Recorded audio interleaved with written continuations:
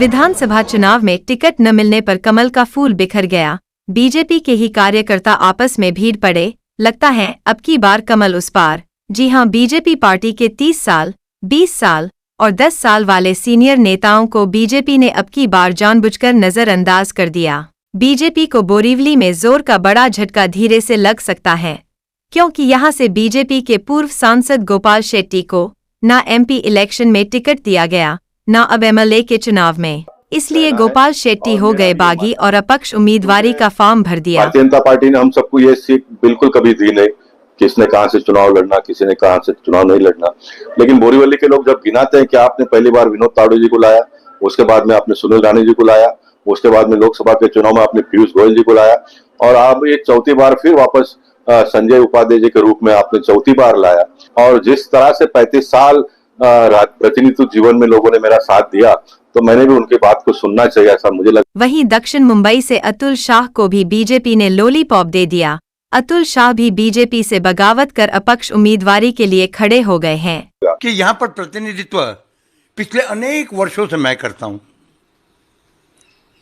और वहां किसी और को टिकट दे दिया जाए, ये तो कोई म्यूजिकल चेयर तो नहीं है ना। ये चुनाव है, चुनाव में वहां कौन काम करता है, कौन जीत सकता है, उसका नेतृत्व ने विचार करना चाहिए था।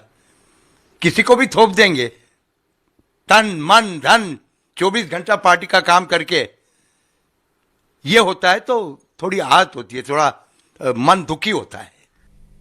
अगर बात करें मुंबई से सटे मीरा भायंदर की, तो यहां पर भी गीता जैन को कमल का फूल नसीब नहीं हुआ। गीता जैन के साथ भी बीजेपी ने धोखा कर दिया और नरेंद्र मेहता को टिकट दे दिया। अब मैडम ने भी बीजेपी के विरुद्ध अपक्ष उम्मीदवारी लड़ने की शुरुआत कर दी।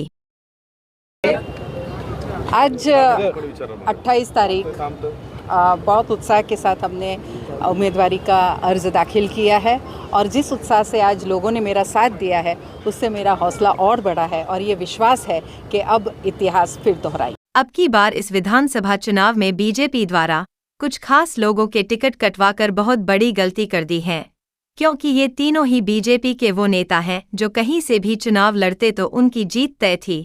यानी अब ये तीनों जगह की सीट से बीजेपी की हार निश्चित हो सकती है। मीरा भायंदर ब्यूरो के साथ पॉलिटिक्स डेस्क, मुंबई सहारा न्यूज़।